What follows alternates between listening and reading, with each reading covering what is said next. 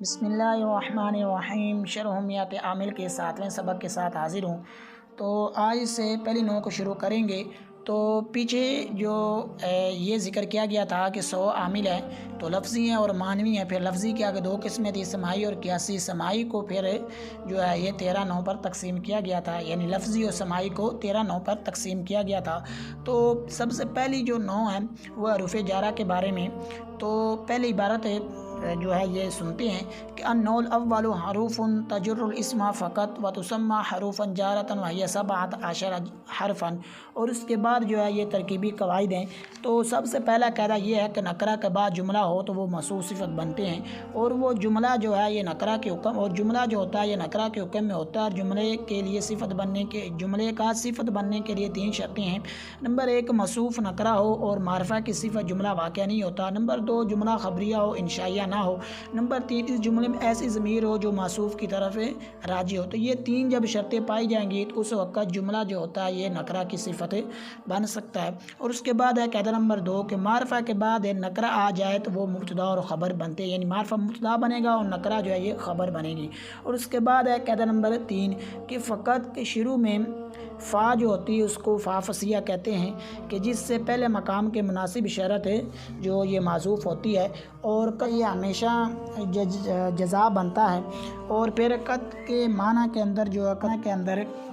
3 قول ہیں۔ تو پہلا قول یہ ہے کہ یہ اسم فعل بمعنی انتہی، تو اس وقت یہ امر حاضر معروف ہوگا۔ نمبر 2 اسم فعل بمعنی یکفی، تو اس وقت یہ فعل مضارع ہوگا۔ نمبر 3 جو ہے یہ اسم بمعنی حسب۔ تو اب جو پہلے 2 معنی ہیں یعنی امر حاضر معروف اور فعل مضارع والا، تو اس کے اندر اس صورت میں یہ جملہ فعلیہ ہوگا، اور تیسرے معنی کے صورت میں یہ جملہ اسمیہ ہوگا، جزا بنے گا۔ اور اس کے بعد ہے قاعدہ نمبر 4 کہ اذا کے بعد جب 2 جملے ہوں تو اس وقت اذا میں 3 چیزیں بیان کی جاتی ہیں۔ نمبر 1 ظرف زمان، نمبر 2 متضمن بمعنی شرط، اور نمبر 3 مفعول فی مقدم۔ اگر ایک جملہ ہو تو اس وقت یہ ما بعد جملے کی طرف یہ مضاف ہوگا اور یہ مفعول فی بنے گا، یعنی اس کا ما بعد جو جملہ آ رہا ہے وہ مضاف الیہ بن جائے گا، اور یہ مضاف اور ماقبل جو عامل آ رہا ہے یا پیچھے جو عامل ہے یا نہیں ہے پھر اس کے مطابق اس کو مفعول فی بنا دیا جاتا ہے۔ تو اس کے بعد ہے قاعدہ نمبر 5 کہ سما یسمی کا معنی جب تسمیہ سے ہو، سما یسمی جو ہے یہ تسمیہ، تو اس کا معنی جب نام رکھنا ہو تو اس وقت اس کے 2 مفعول بھی ہوتے ہیں۔ اگر اس کا معنی جو ہے یہ ذکر کرنا ہو تو اس وقت اس کا 1 مفعول بھی ہوتا ہے۔ اور اس کے بعد ہے قاعدہ نمبر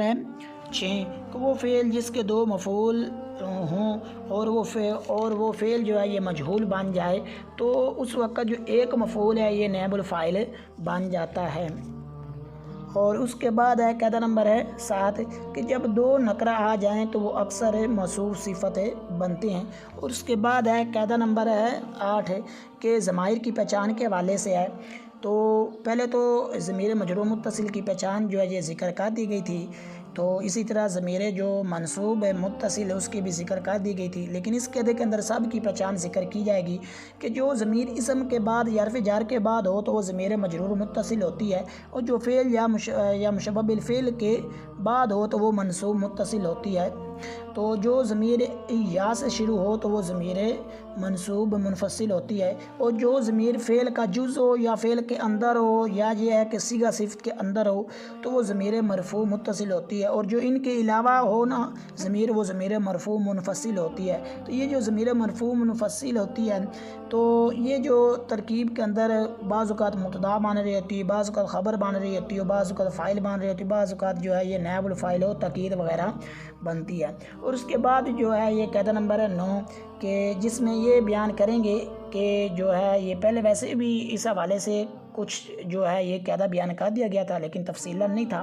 تو اس قاعدے کے اندر تفصیلاً بیان کیا جائے گا کہ کون سے صیغے ہیں کہ جن کے اندر فاعل ہوتا ہے، ساتھ ہوتا ہے، اور کبھی باہر ہوتا ہے کبھی اندر ہوتا ہے، تو ان کو اس قاعدے کے اندر ذکر کیا جائے گا۔ تو سب سے پہلے جو ہے وہ یہ ہے کہ فعل ماضی کے 2 صیغے، یعنی یہ 9 نمبر قاعدہ ہے کہ فعل ماضی کے 2 صیغے اور فعل مضارع کے 2 صیغے، واحد مذکر غائب اور واحد مؤنث غائب، اور صیغہ صفت کے 2 صیغے، واحد مذکر اور مؤنث، ان کا فاعل کبھی اندر ہوتا ہے اور کبھی باہر ہوتا ہے۔ اور فعل مضارع کے 3 صیغے واحد مذکر حاضر، واحد متکلم اور جمع متکلم اور صیغہ صفت کے تثنیہ جمع، تو ان کا فاعل ہمیشہ ان کے اندر ہوتا ہے۔ اور ان کے علاوہ جتنے بھی صیغے ہیں یعنی فعل ماضی کے بعد جائیں گے 12 اور مضارع کے جو بعد جائیں گے یہ 5 چلے گئے ہیں، بچتے ہیں 9، تو ان کے ساتھ فاعل ہوتا ہے ضمیر بارز کی صورت میں۔ اور اس کے بعد جو ہے ان ترکیبی قواعد کو استعمال کرنا اور ساتھی ترکیب۔ تو سب سے پہلا جو لفظ ہے وہ ہے النوع۔ تو النوع جو ہے یہ اسم ہے کیونکہ اس کے شروع میں الف لام ہے، اور دوسرا یہ معرفہ بھی ہے کیونکہ یہ معرب باللام ہے۔ تو اب اس کو ترکیب میں کیا بنائیں گے، تو اس کا ماں بعد ہے لفظ دے کر بنایا جائے گا، اور اس کے بعد ہے الاول۔ تو الاول جو ہے یہ اس کے شروع میں یہ اسم ہے کیونکہ شروع میں الف لام ہے، اور معرفہ ہے کیونکہ معرب باللام ہے۔ تو اب 2 معرب باللام ہو گئے، ایک پہلا ہو گیا نوع، دوسرا وہ قاعدہ یہ تھا کہ جب 2 کلام کے شروع میں معرفہ ہوں تو وہ جو ہے پہلا جو معرفہ ہے وہ موصوف بنتا ہے اور دوسرا صفت بنتا ہے۔ تو اب النوع کو موصوف بنائیں گے، اور اس کے بعد جو آ رہا ہے الاول جو اس کو صفت بنائیں گے، لیکن اس کو ڈائریکٹ صفت نہیں بنائیں گے، اس کا بار بار قاعدہ پیچھے بھی ذکر کر دیا گیا ہے کہ جو صیغہ صفت ہوتے ہیں ان کی ڈائریکٹ ترکیب نہیں کی جائے گی، یہ اس میں تفضیل ہے۔ تو اور ساتھ یہ بھی تھا کہ اس میں تفضیل 3 طریقوں سے استعمال ہوتا ہے، تو یہاں پر جو ہے الف لام کے ساتھ استعمال ہو رہا ہے۔ اور دوسرا یہ ہے کہ جو صیغہ صفت ہوتے ہیں ان کا یہ ذات ہونا ضروری ہے، وہ ذات پیچھے جو ہے یہ بعض اوقات متن ہوتی ہے، بعض اوقات جو ہے وہ ذوالحال کی شکل میں ہوتی ہے، اور بعض اوقات یہ صرف موصوف کی صورت میں ہوتی ہے۔ تو یہاں پر یہ موصوف کی صورت میں ہے، تو اس لیے الاول جو ہے اس میں تفضیل ہے، اس میں ہوا ضمیر جو اس کا فاعل ہے۔ اب اس میں تفضیل ہے اپنے فاعل سے مل کر شبہ جملہ اسمیہ ہو کر جو ہے النوع کی بن جائے گا صفت موصوف صفت مل کر۔ اب اس کو کیا بنائیں گے، تو اس کے بعد والا دیکھتے ہیں۔ اس کے بعد ہے حروف۔ تو حروف جو ہے یہ اسم ہے کیونکہ اس پر تنوین آ رہی، اور دوسرا نکرہ بھی ہے کیونکہ معرفہ کی کوئی قسم نہیں پائی جا رہی، تو اس لیے یہ ہوا نکرہ۔ تو اب قاعدہ یہ تھا کہ معرفہ کے بعد جو ہے یہ اور جو معرفہ کے بعد جو ہے یہ نکرہ آ جائے تو وہ مبتدا اور خبر بنتے ہیں، تو اس لیے النوع الاول یہ معرفہ تھا، النوع جو حروف یہ نکرہ ہے، تو لہٰذا النوع الاول کو مبتدا بنائیں گے اور حروف جو آ رہا ہے اس کو خبر بنائیں گے۔ لیکن اس کو جو ہے خبر آگے دیکھتے ہیں کہ آگے اس کے بعد بھی کلمات ان کے ساتھ ملا کر اس کو خبر بنائیں گے کہ حروف جو ہے یہ نکرہ ہے، اور اس کے بعد جو آ رہا ہے یہ تجرر ہے۔ تو تجرر جو ہے یہ اب قاعدہ یہ تھا کہ نکرہ کے بعد یہ جملہ آ جائے وہ موصوف صفت والی ان کی ترکیب ہوتی ہے، یعنی نکرہ کو موصوف بنایا جاتا ہے اور جملے کو صفت بنایا جاتا ہے۔ تو لہٰذا اب حروف کو جو ہے یہ موصوف بنائیں گے، آگے اس کے بعد جملہ ہے تجرر کیونکہ جرہ یجر جرن سے آتا ہے، تو ناصر ینصر باب سے آتا ہے یہ، تو تجرر جو ہے یہ فعل ہے۔ تو اب یعنی یہ جملہ ہے اور اس کے بعد نکرہ، اس کے بعد جملہ ہے، تو لہٰذا موصوف صفت والی ترکیب کریں گے۔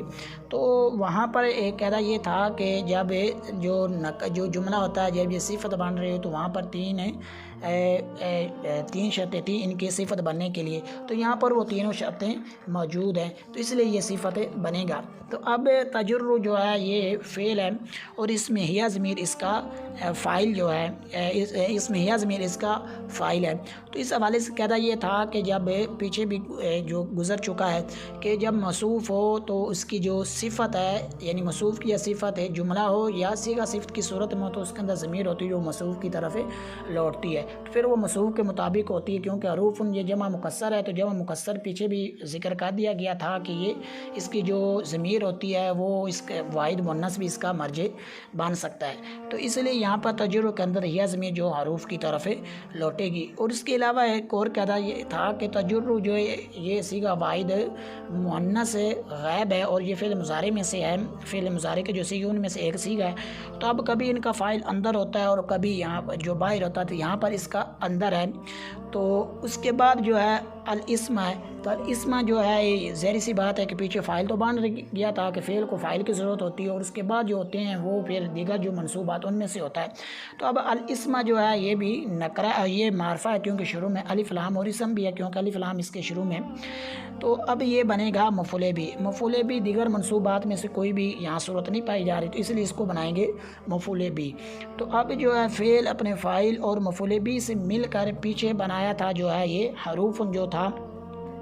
یہ موصوف بنایا تو اس کی صفت بن جائے گی۔ اور یہاں پر جو ہے یہ تجر اسم جو ہوتا ہے، یہ جو جملہ آ رہا ہے اس کو مفرد کی طویل میں کریں گے، کیونکہ جو محلی جملے ہوتے ہیں ان کو مفرد کی طویل میں کر کے پیچھے بنایا جاتا ہے، کیونکہ یہ جملہ بھی مبنی ہے تو اس لیے اس کو مفرد کی طویل میں کیا جاتا ہے، تو اس لیے اس کو جو ہے یہ مفرد کی طویل میں کر کے پیچھے موصوف کی صفت بنا دیں گے۔ اب موصوف سے مل کر بھی کیا بنائیں گے، تو پیچھے کے لیے جو ہے یہ مبتدا بنایا تو لہٰذا یہ خبر بنے گا۔ اور یہ بھی ساتھ ذہن میں رکھنا کہ جو جہاں پر جو چیز آپ نے سب سے پہلے بنا لی ہے تو اس کے ساتھ جس کا تعلق ہے اس کو ڈھونڈنا ہوتا ہے، یعنی اگر موصوف آپ نے قواعد کی روح سے، قواعد کی پہچان سے پہچان لیا ہے کہ یہ موصوف، اس کے بعد صفت کو ڈھونڈا جاتا ہے۔ اس طرح ذوالحال ہے تو حال ہے، اس طرح مسئول ہے تو صلہ ہے، تو مؤکد ہے تو قید ہے، یعنی یہاں پر جو تھا کہ وہ مبتدا تھا تو اس لیے اس کے بعد خبر کی ضرورت تھی، تو اب یہ خبر ہے، مبتدا خبر مل کر جملہ اسمیہ ہو جائے گا۔ اور اس کے بعد ہے فقط ہے، تو فا جو ہے یہ فصیح ہے، کیونکہ فصیح فا وہ ہوتی ہے کہ پیچھے چند قاعدے کے اندر ذکر کر دی کہ کس میں، کہ جو شرط معذوفہ دلالت کرتی ہے، تو یہاں پر یہ فا جو ہے یہ فصیح ہے، اس کی جو شرط ہے وہ معذوف ہے، پڑھ لیا ہے کہ جو اس میں جو یہ جزا بنتا ہے، تو یہاں پر جو فا یہ فصیح ہے اور قطع بمعنی انتہائی ہے، تو یہاں پر انتہائی ہے، تو اب انتہائی جو ہے یہ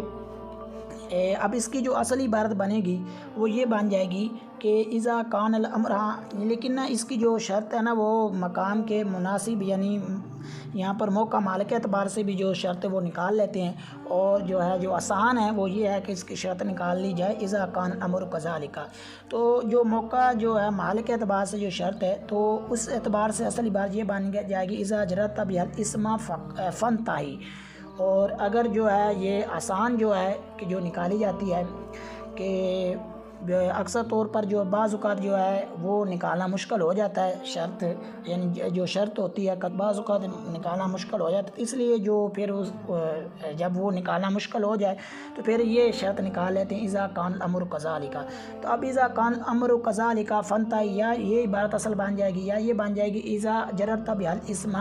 فانتہی۔ تو اب اذا کے بارے میں یہ کہنا پڑا تھا کہ اذا کے اندر تین چیزیں بیان کرنا ضروری ہوتی ہے، ایک تو یہ ہے کہ یہ اس میں ظرف ہے، دوسرا یہ ہے کہ متضمن بمعنی شرط ہے، اور یہ مفعول فی مقدم ہے، اور اس کے حوالے سے یہ بھی کہتا تھا کہ اس کے بعد جب دو جملے ہوں تو اس وقت یہ تین چیزیں ذکر کی جائیں گی، تو اس کے بعد جو جملے ہیں ایک تو یہ اذا جرت بہ الاسم ہے اور دوسرا فانتہی ہے یعنی فقط ہے، تو اب جو ہے اذا جو ہے یہ ظرف زمان متضمن بمعنی شرط مفعول فی مقدم، اور جرت جو ہے یہ فعل، تو اب یہ فعل ہے، تو اب اس حوالے سے کہتا یہ تھا کہ ماضی کے جو دو سیغے ہیں، یعنی جو ہے یہ 12 سیغے تھے، تو ان کے ساتھ یعنی دو کے علاوہ جو 12 ان کے ساتھ فاعل ضمیر بارز کی صورت میں ہوتا ہے، تو اس لیے جرت یہ فعل ہے اور تا ضمیر اس کا بن جائے گا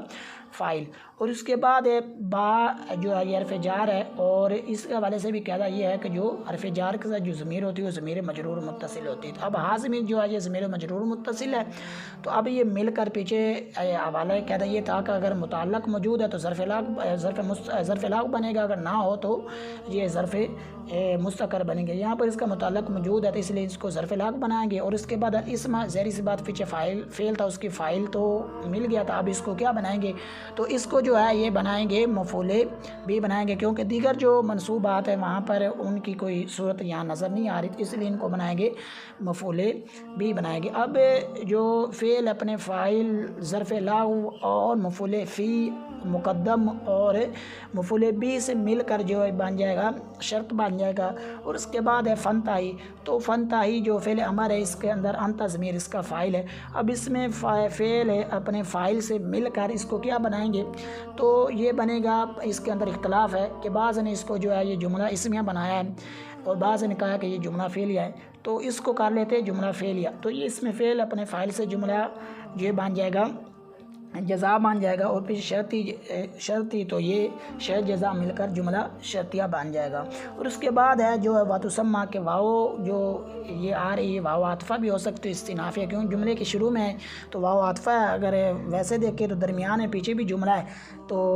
واو جو استنافیہ کیونکہ یہ جملے کے شروع میں ہے اور واو عاطفہ بھی ہے کیونکہ پیچھے بھی جملہ ہے اور آگے اس کے بعد جملہ آ رہا ہے، تو اس اعتبار سے یہ واو عاطفہ بن جائے گی، اور جو واو عاطفہ ہوتی ہے جو درمیان کے جو کلام کے درمیان میں آتی ہے تو اس کو واو استنافیہ بھی کہہ سکتے ہیں اور واو جو ہے یہ عاطفہ بھی کہہ سکتے ہیں۔ تو یہ واو استنافیہ یا واو عاطفہ ہے۔ تو اس کے بعد ہے تسمہ کے حوالے سے فعل یسمہ یسمی تسمیہ سے اس کے حوالے سے کہتا ہے، یہ پڑھا تھا کہ اس کے دو مفعول ہوتے ہیں، جب اس کا معنی نام رکھنا ہو اور جب اس کا ذکر کرنا ہو تو وہاں پہ اس کا ایک مفعول ہوتا ہے، تو یہاں پر اس کا معنی نام رکھنا، تو اس لیے اس کے دو مفعول ہیں۔ اور اس کے بعد کہتا یہ بھی تھا کہ اگر جب جس فعل کے دو مفعول ہوں تو مجہول جب وہ بن جائے تو ایک کو نائب الفاعل کہتے ہیں اور دوسرے کو جو ہے مفعول بھی کہتے ہیں۔ تو یہاں پر تسمہ یہ فعل مجہول ہے اور اس میں جو یا ضمیر جو ہے اس کا نائب الفاعل ہے۔ تو اب یہ کہتا یہ تھا کہ جو فعل مضارع کے دو صیغے تھے کہ واحد مذکر غائب اور واحد مؤنث، ان کا فاعل کبھی اندر ہوتا ہو کبھی باہر ہوتا، تو اس یہاں پر تسمہ جو اس کا جو فاعل اس کے اندر وہ یا ضمیر ہے۔ اور اس کے بعد ہے حروفاً جارتاً، تو یہاں پر حروفاً جو آ رہا ہے یہ نکرہ ہے کیونکہ معرفہ کی جہاں پر کوئی قسم نہیں پائی جا رہی، اور یہ اسم بھی ہے کیونکہ اس پر تنوین آ رہی ہے۔ اور اس کے بعد جو ہے جارتاً جو آ رہا ہے یہ بھی جو ہے یہ نکرہ ہے کیونکہ معرفہ کوئی قسم نہیں پایا، جو اسم بھی کیونکہ اس پر بھی تنوین آ رہی۔ اب جو دو نکرہ ہو گئے، کہتا یہ تھا کہ جب دو نکرہ آ جائیں تو اکثر طور پر موصوف صفت بنتے ہیں، تو اب حروفاً جو ہے اس کو موصوف بنائیں گے، آگے جارتاً جو ہے تو یہ اس کی بن جائے گی صفت، لیکن ڈائریکٹ نہیں پائیں کیونکہ یہ صیغہ صفت ہے۔ تو اب صیغہ صفت ہے تو لہٰذا اب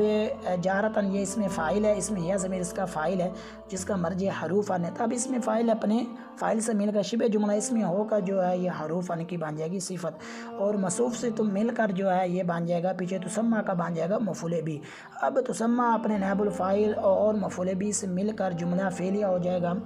اور جملہ فعلیہ خبریہ معطوفہ ہو جائے گا اگر واو کو عاطفہ مانتے ہیں، اگر نہیں مانتے تو پھر جملہ فعلیہ خبریہ۔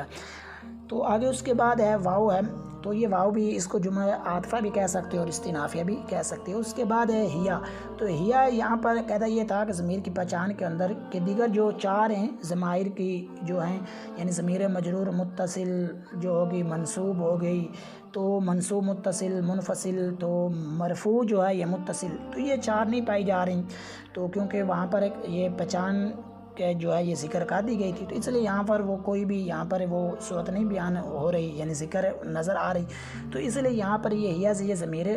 مرفوع منفصل ہے، ضمیر مرفوع منفصل ہے۔ تو اب ضمیر مرفوع منفصل یہ ہے کہ یہ بعض اوقات مبتدا بنتی، خبر بنتی، فاعل نائب الفاعل تاکید، تو یہاں پر جو ہے یہ مبتدا بن رہی ہے، تو اب ہیا جو ہے یہ بن جائے گا مبتدا۔ تو اب اس کے بعد ہے سبعۃ عشرہ، تو سبعۃ عشرہ یہ مرکب بنائی ہے، تو اس حوالے سے کہتا یہ تھا کہ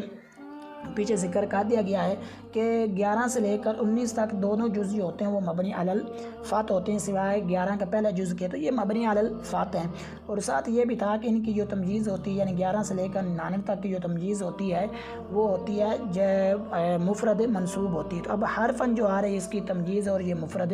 منصوب ہے، تو اب ممیز اپنی تمجیز سے مل کر پیچھے اس کو کیا بنایا تھا، تو پیچھے بنایا تھا مبتدا، تو اب مبتدا اس کی خبر ہے تو یہ بن جائے گا اس کی خبر، مبتدا خبر مل کر یہ بن جائے گا جملہ اسمیہ خبریہ۔ اور اس کے بعد جو ہے یہ وجوہ اعراب اور ترجمہ ہے، تو سب سے پہلا جو لفظ ہے وہ النوع ہے، یہ مرفوع ہے کیونکہ یہ ابتداء معنوی کی وجہ سے ہے، اور اس کے بعد الاول یہ بھی مرفوع ہے اور یہ تابعیت کی بنا پر ہے کیونکہ نو کی یہ بن رہا ہے صفت، جو اعراب مطبوق ہوتا ہے وہیں اعراب تابع کا ہوتا ہے، نو مرفوع تو یہ بھی مرفوع ہے۔ اور اس کے بعد ہے حروف، تو یہ حروف جو آ رہے یہ ابتداء معنوی کی جو ہے یہ حروف جو ہے یہ مرفوع ہے اور یہ ابتداء معنوی کی وجہ سے کیونکہ یہ خبر بن رہا ہے۔ اور اس کے بعد ہے تجرر، تو یہاں پر جو تجرر الاسم یہ جملہ آ رہا ہے یہ بھی مرفوع ہے اور یہ محل رفع میں کیونکہ مبنی جو ہوتے ہیں ان کا اعراب ظاہر نہیں ہوتا۔ تو آگے اس کے بعد جو ہے الاسم جو آ رہا ہے، تو یہ الاسم جو ہے یہ تجرر، اس پر جو نصب آ رہی ہے یعنی الاسم یہ منصوب ہے اور اس کا عامل تجرر ہے، تو اب یہ مفعول بھی بن رہا ہے، تو مفعول بھی جو ہوتا ہے یہ منصوب ہوتا ہے، یعنی جو فعل ہوتا ہے یہ مفعول بھی کو نصب دیتا ہے۔ اور اس کے بعد جو آ رہا ہے فقط، تو اس پر جو یہ بھی محل یہاں پر اس میں فعل جو مبنی ہوتے ہیں تو اس لیے یہ بھی مبنی ہے اور اس کا اعراب ظاہر نہیں ہے۔ اور اس کے بعد جو ہے تسمہ ہے، تو یہاں پر تسمہ جو ہے یہ بھی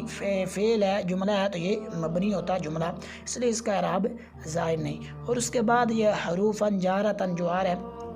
تو حروفاً بن کیوں آئی ہے؟ حروفاً جو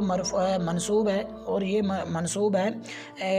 مفعول بھی ہونے کی بنا پر، یعنی اس کا عامل تسمہ ہے، اور حروفاً جو ہے اس کا بن رہا ہے مفعول بھی۔ اس کے بعد جارتاً جو منصوب ہے تو یہ منصوب ہے تابعیت کی بنا پر، کیونکہ حروفاً یہ موصوف ہے، اس کی صفت متبوع جو موصوف ہے ان کا اعراب ایک ہوتا ہے۔ اور اس کے بعد ہیا جو ہے یہ مرفوع ہے اور یہ محل رفع میں، کیونکہ یہ مبتدا بن رہی ہے، اور مبنی جو ہوتے ہیں ان کا اعراب جو ہے یہ محلی ہوتا ہے، اور یہاں اس کا جو عامل ہے وہ ابتداء معنوی ہے۔ آگے 17 ہے تو یہ بھی محل رفع میں اور یہ مرفوع ہے،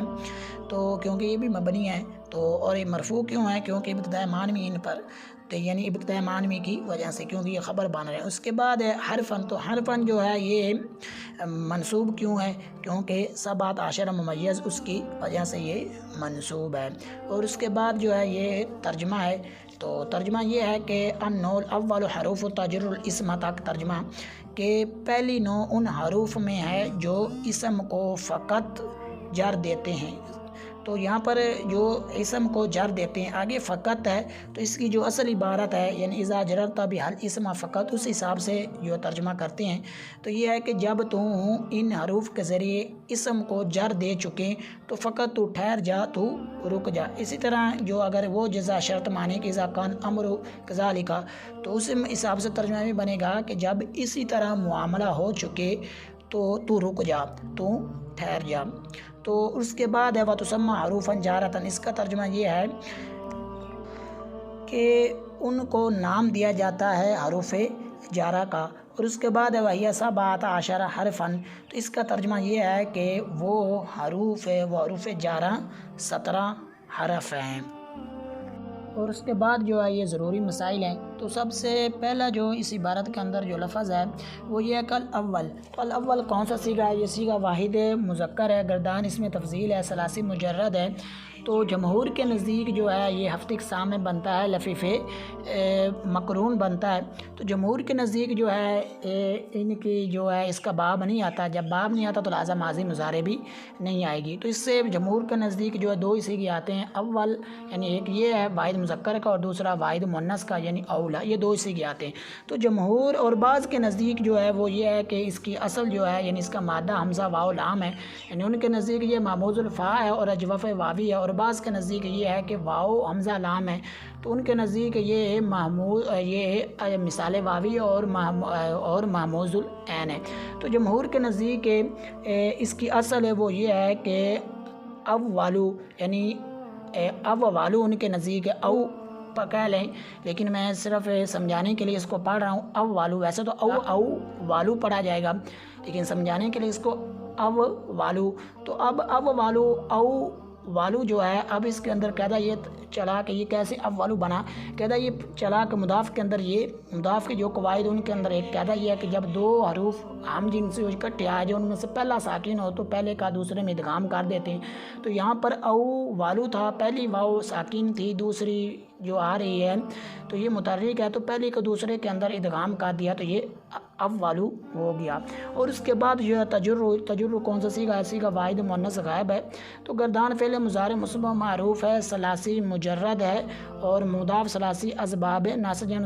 اس کے اندر تعلیل کیا ہوئی؟ تو اصل میں یہ تھا تجرور تھا، تو قاعدہ مضاف کے اندر یہ موجود ہے کہ یہ چلا کہ جب دو حروف جو ہے یہ ہم جن سے متحرک اکٹھے آ جائیں، ان کا ماقبل جو ہے یہ ساکن ہو، تو پہلے کی حرکت جو ہے یہ ماقبل جو ساکن ہے اس کو دیکھ کر پہلے کا دوسرے میں ادغام کر دیتے۔ تو یہاں پر تجرور تھا تو پہلی راہ کی حرکت پیچھے دی، یعنی جو پہلی راہ کے اوپر پیش تھی تو وہ پیچھے جیم جو اس پر دے دی، تو یہ بن گیا تجرو۔ تو اب پھر اس کے بعد جو ہے راہ کا راہ میں ادغام کر دیا تو یہ بن گیا تجرو۔ اور اس کے بعد ہے تسمہ، تسمہ کون سا صیغہ ہے؟ صیغہ واحد مؤنث غائب ہے، گردان فعل مضارع ثلاثی مزید فی ناقص واوی، اسباب جو ہے یہ اسباب جو ہے یہ تفعیل ہے۔ تو اب اس کے اندر تعلیل کیا ہوئی؟ تو اصل میں یہ تھا تسماو تھا، تو پھر واو جو ہے یہ چوتھی جگہ واقع ہوئی ہے، تو اس کے بعد جو چوتھی جگہ واقع ہوتی ہے یہ قاعدہ ہے جو ناقص کے جو قواعد ان کے اندر ہے تو ان کا ماقبل و دمہ یا تو پھر اس کو یا سے بدلتے ہیں تو یہ تسم مایو ہو گیا. پھر اس کے بعد جب تسم مایو ہو گیا پھر قاعدہ چلا کہ واو یا متحرک ماقبل بھی متحرک ہو تو پھر الف سے بدل دیتے ہیں تو یہ ہو گیا تسمہ. تو اب تسمہ کے میم کے بعد الف ہونا چاہیے تھا لیکن یہاں پر جو ہے یہ یا کیوں آئی؟ خط کا قاعدہ یہ ہے کہ وہ جو الف ہے جو تیسری جگہ سے تجاوز کر جائے اور وہ واو یا سے بدلی ہوئی ہو تو وہ جو ہے پھر اس کو یا کی صورت میں لکھتے ہیں تو اس لیے یہاں پر اس کو یا کی صورت میں لکھا تو یہ تسمہ ہو گیا یعنی میم کے بعد یا شکل جو ہے یہ اس کی بنا دی گئی تو یہ تسمہ ہو گیا. اس کے بعد ہے جارتن. تو جارتن کون سا سیگا ہے؟ سیگا واحد ہے مؤنث غائب ہے. سیگا واحد مؤنث ہے گردان اس میں فاعل ہے ثلاثی مجرد ہے مضاف ثلاثی اسباب جو ہے یہ ناصر یعنی شروع ہے. تو اس کے اندر تعلیل کیا ہوئی؟ تو وہ یہ تعلیل ہے کہ اصل میں یہ تھا جاریراتن یعنی فاعلاتن کے وزن پر تھا. اس کے بعد یہ قاعدہ چلا مضاف کے اندر یہ قاعدہ موجود ہے کہ مضاف کے جو قواعد ہے ان کے اندر یہ قاعدہ موجود ہے کہ جب دو متحرک حروف ہوں یعنی دو ہمجنس حروف متحرک ہوں اور ان کا ماقبل مدہ ہو تو پہلے کی جو حرکت یہ حذف کر کے پہلے کا دوسرے میں ادغام کر دیتے. یہاں پر جاریراتن تھا تو پہلے کی حرکت حذف کر دی یعنی پڑھا تو نہیں جا رہا کیونکہ الف بھی ساکن ہے اور آگے بھی یہ ساکن ہے تو اب پہلے کا دوسرے میں ادغام کر دیا تو یہ جارتن بن گیا. تو یہ صیغہ واحد مؤنث غائب ہے اور صیغہ واحد مؤنث ہے. اور اس کے بعد جو ہے یہ حروف جارہ. تو حروف جارہ کو حروف جارہ کیوں کہتے ہیں؟ تو اس کی دو وجہ ہیں حروف جارہ کو جارہ. ایک تو یہ ہے کہ یہ اپنے مدخول کو جار دیتے اس لیے حروف جارہ کو جارہ کہتے ہیں. اور جارہ جو ہے اس کا معنی اس میں فاعل کا صیغہ یعنی کھینچنے والا تو اس کا مصدر اس کا معنی ہوتا ہے کھینچنا. اور دوسری یہ ہے کہ اس کی وجہ حروف جارہ کو جارہ کہنے کی کہ یہ افعال کے معنی کو کھینچ کر اپنے مدخول اسما تک پہنچاتے تو اس لیے ان کو حروف جارہ بولتے ہیں. اس کے بعد جو ہے سبعۃ عشرہ جو آیا ہے تو اس کے اندر جو تا کی جو زیادتی ہے یہ تذکیر کے اعتبار سے ہے تو یہ حرف ہے. تو جو حروف ہوتے ہیں تو یہ حروف معنی ہو حروف مبانی ہو یا تذکیر و تانیث دونوں میں استعمال ہوتے ہیں. جیسا کہ جو ہے یہ ابن حاجب کے جو استاد ہیں انہوں نے اپنے رسالے کے اندر اس چیز کی تصریح فرمائی ہے. اور اس کے بعد یہ بیان کیا گیا تو وہی سبعۃ عشرہ کہ یہ 17 حرف ہیں. تو اب یہ 17 حروف جو ہیں یہ جمہور کے نزدیک ہے لیکن سب کافیہ ان کے نزدیک یہ 18 ہیں. تو وہ جو ہے یہ ربع کی جو واو ہے اس کا اضافہ اس کو حروف جارہ کے اندر شمار کرتے ہیں. اور وہ واو کہ جو ربع کے معنی میں ہو تو واو ربع جو ہے کہتے ہیں کہ وہ واو کے جو ربع کے معنی میں اس کی مثال ہے وعالم یعمل بعلمہ. تو یہاں پر اصل اس کی بنے گی ربع عالم تو یعنی یہ واو جو آ رہی ہے یہ واو بمعنی ربع ہے. اس کے بعد یہ ہے کہ حروف جارہ کی 3 قسمیں ہیں. ان کی اظہار کی طرف نظر کرتے ہوئے کہ 3 قسمیں کی جاتی ہیں تو ان میں سے جو 9 ہیں ان کو وہ صرف حروف ہوتے ہیں اور وہ یہ ہیں من الی حتی فی با لام ربع اور واو قسم کی اور تا قسم کی. اور ان میں سے جو 5 ہیں وہ کبھی حرف ہوتے ہیں اور کبھی اسما ہوتے ہیں اور وہ یہ ہیں عن علی قاف منز اور منزو. اور اس کے بعد جو 3 جو ہیں 3 قسمیں تھی پہلی بھی گزر گئی دوسری بھی اور تیسری جو ہے وہ 3 ہیں کہ بعض اوقات یہ حرف ہوتے ہیں اور بعض اوقات افعال ہوتے ہیں تو وہ یہ ہیں 3 خلا ادا اور حاشا. پھر اس کے بعد حروف جارہ کا جو عمل ہے یہ سماعی جمہور کے نزدیک لیکن بعض یہ بھی کہا گیا ہے کہ ان کا عمل جو ہے یہ مضاف سے ادھار لیا گیا ہے. ان کو مضاف کے ساتھ مشابہت ہونے کی وجہ سے تنوین سے خالی ہونے میں اور جو اس کا قائم نون تثنیہ اور جمع سلامت سے جو ہے یہ خالی ہونے میں جو اس کا جو قائم مقام اس اعتبار سے ان کو مضاف کے ساتھ مشابہت تھی تو اس لیے ان کا جو عمل یہ مضاف سے لیا گیا ہے. اور اسی کے ساتھ ہی سبق کا اختتام ہوا. نئے سبق کے ساتھ ملتے ہیں تب تک کے لیے اجازت. السلام علیکم ورحمۃ اللہ وبرکاتہ.